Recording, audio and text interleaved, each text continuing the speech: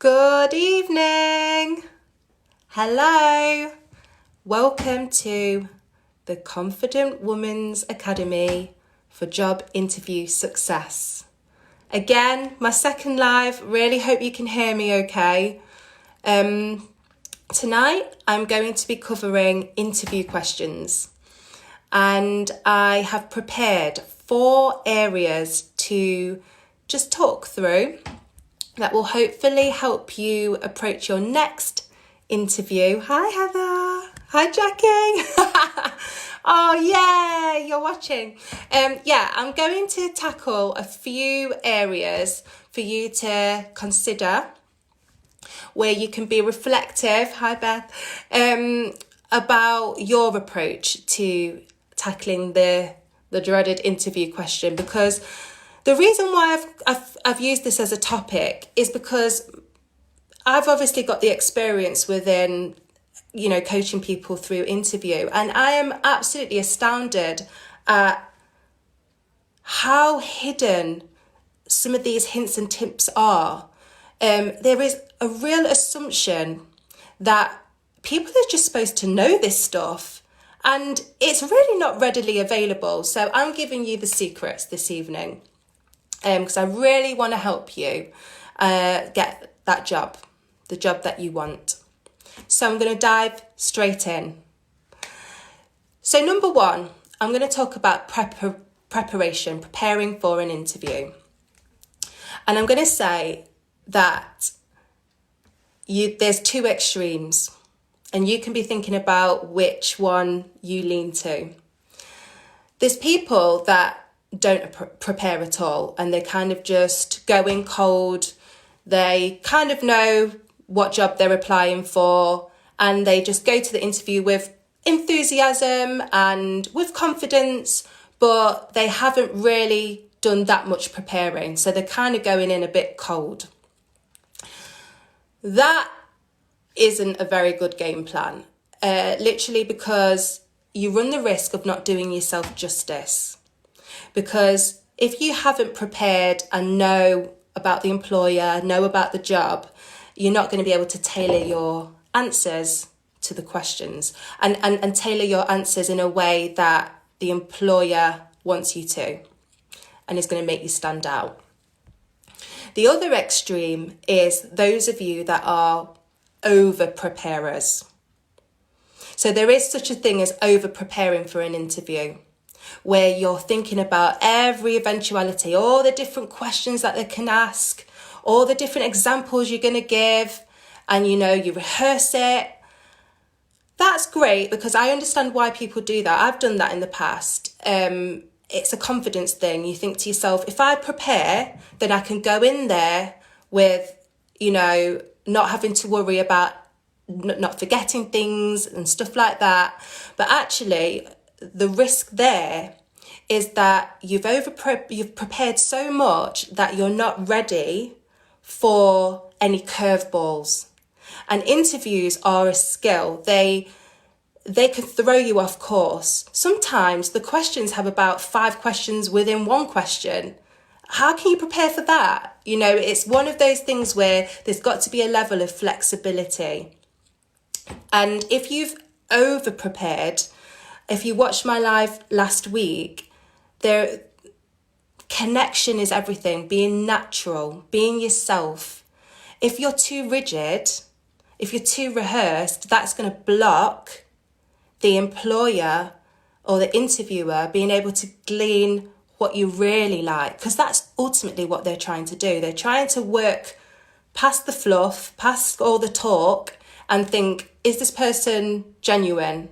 Is what they say actually going to be a good investment for me? Because the last thing an interviewer or an employer wants is to hire somebody who has said they're going to do everything and they don't. So part of their job on the panel is to kind of see through that.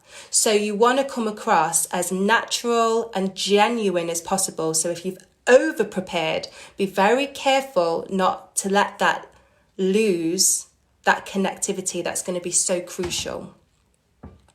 So, preparation. It's just trying to strike a balance between being kind of flexible, do prepare, but don't over prepare. So that's the first tip with approaching interviews and interview questions. The second area that I wanted to cover is the question itself. So I'm going to say something to you and I want you to just really think about it. If you don't know why the employer is asking you the question, you won't be able to answer the question in a way that's going to do you justice. Okay? So if you don't know the why, then you're not going to stand out amongst all the people who do know the why. And this is a really subtle thing that you might not notice. So they ask you a question and you answer the question. So they might say, name a time that you provided great customer service, what did you do and why? Or what was the result? Okay, so you go ahead and you answer the question. There's one really important thing that you want to be aware of. If you haven't worked out before you've embarked on answering that question why the employer is asking you about this customer service and how you provided it, then you're going to miss an important part of what the employer is really trying to find out. So you need to approach an interview question with curiosity.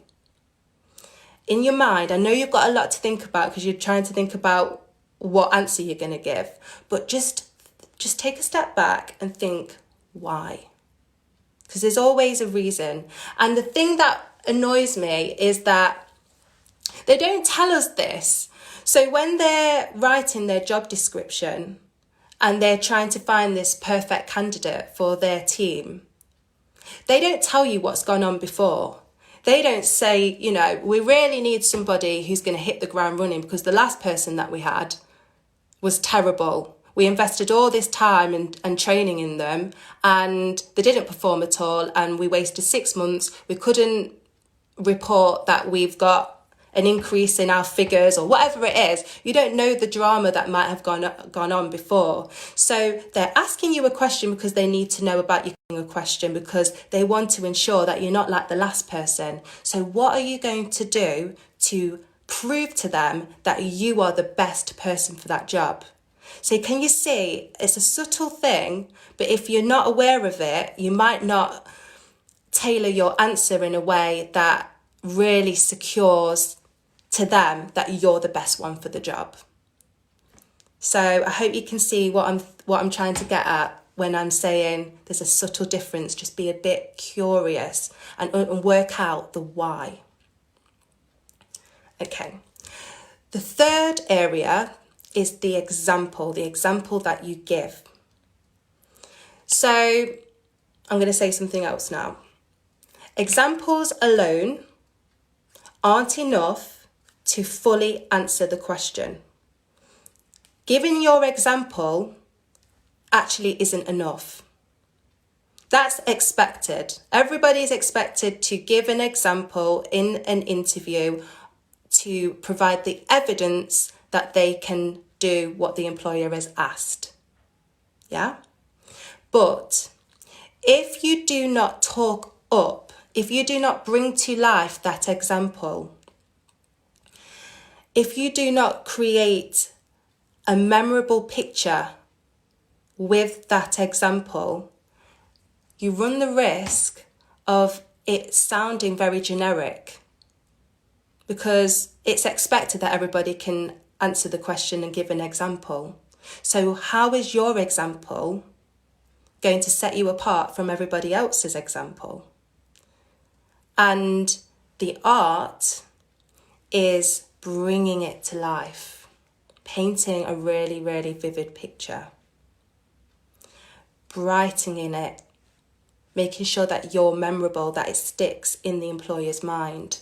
And there's ways to do that. There's a way of approaching an interview question. And as you know, I've developed an interview technique which will be I'll be able to share soon. But yeah, there is an art in bringing your examples to life. But if you're finding that, you've got the experience and you're going to an interview and you're talking about your experience, so you're wondering, well, this experience is enough to prove to them that I can do this job. These are all the little differences that make the difference between the person that does get the job and and those that don't get the job. And it's because they have resonated more with the employer. They have found a way of bringing their examples to life, to the point where when you've gone and they've interviewed everybody and they're talking about all the people that they saw on the day, it's the examples that resonate and that they remember that's going to make the difference. Because let's face it,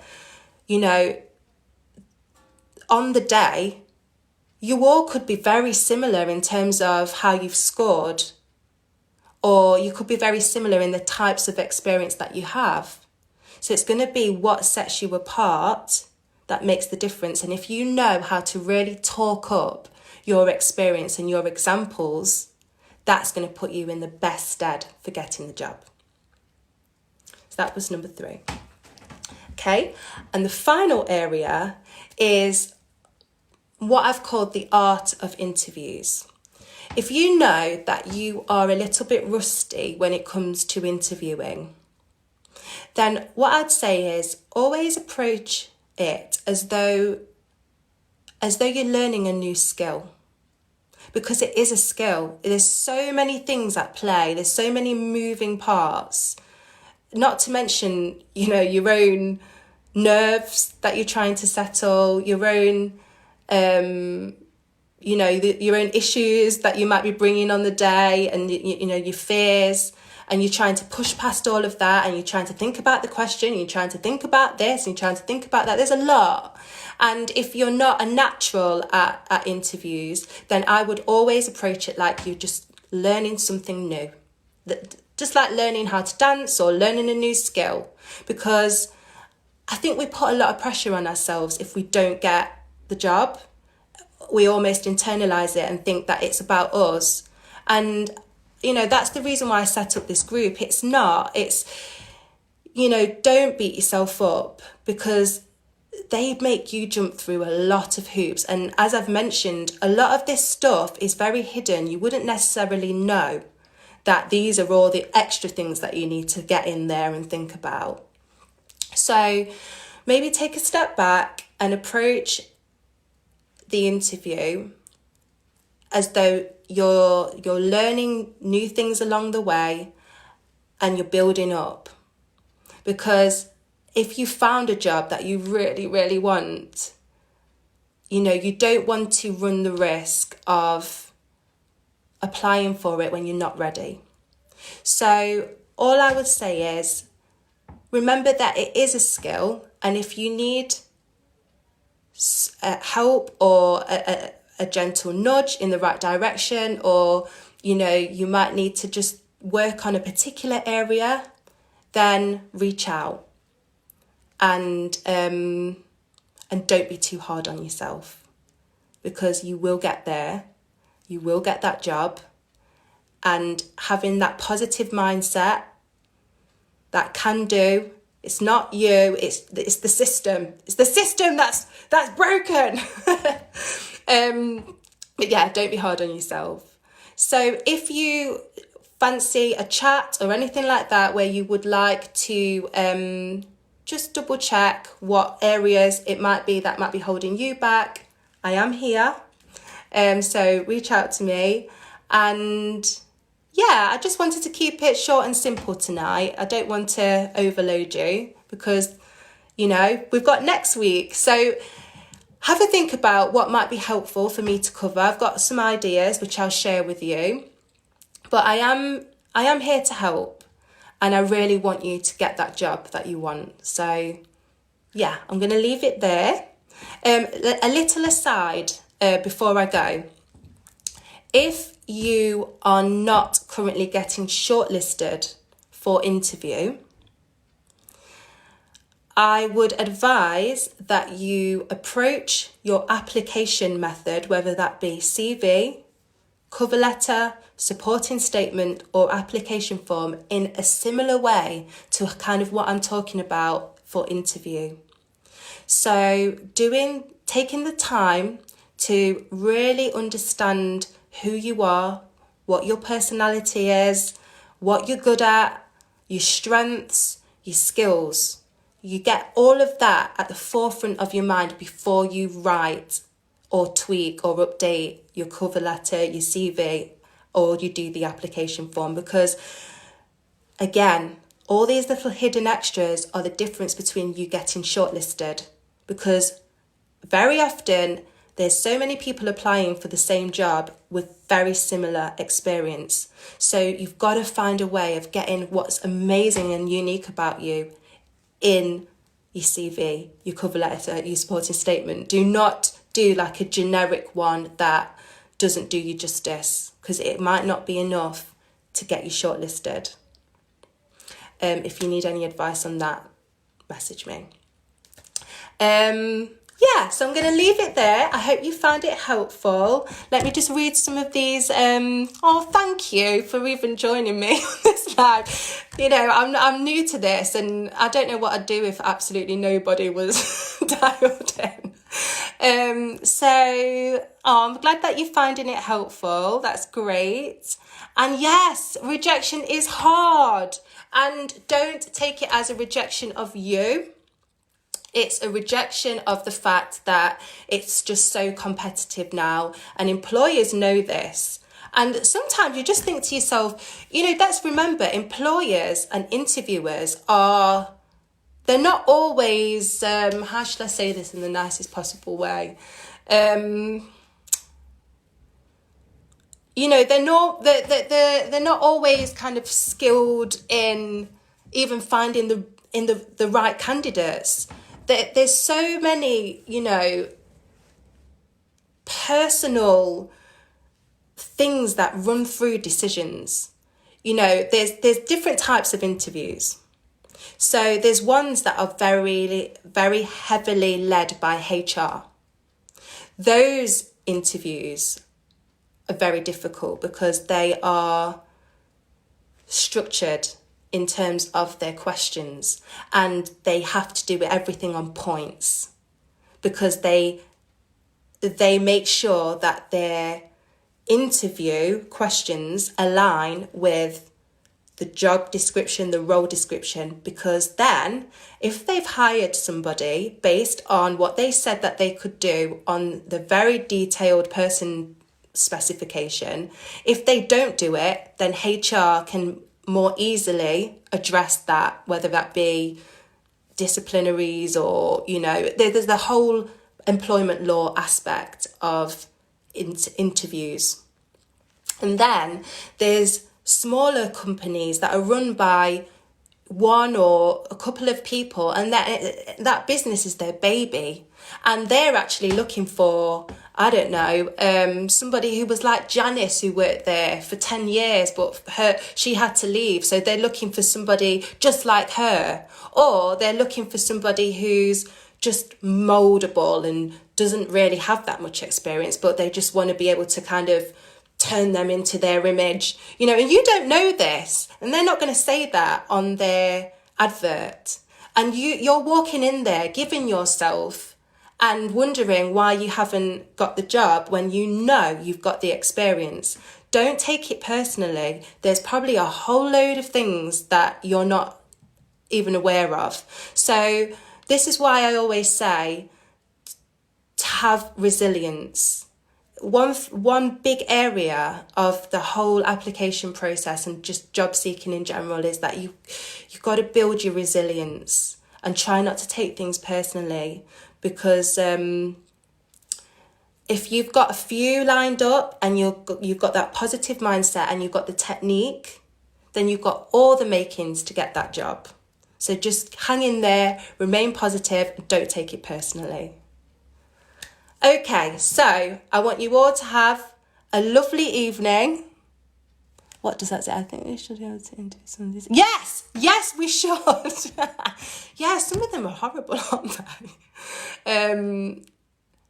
Yeah, I mean, how many of us have had a really bad interview with, I'm just remembering the last interview I went to. It was so unprofessional. The other candidate had come late, so they'd rang me last minute and told me to come in, whether I could come in earlier or something, or swap slots with this other person. And then when I was in the room about to be interviewed, the managers just kept slating this person who was late for some reason. And I just thought to myself, you're giving me vibes that I don't even really want to work, to be honest. But if you need a job, you need a job. I would definitely want you to apply for jobs that you're worthy of.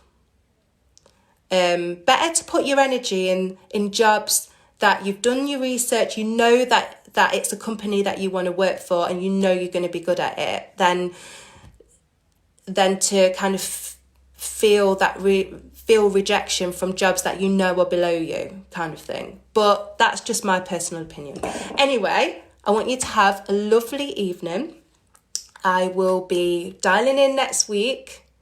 If you've got any suggestions of what to cover, I'm open to suggestions, and please keep interacting in the group. And yeah, thank you. Good evening. Bye.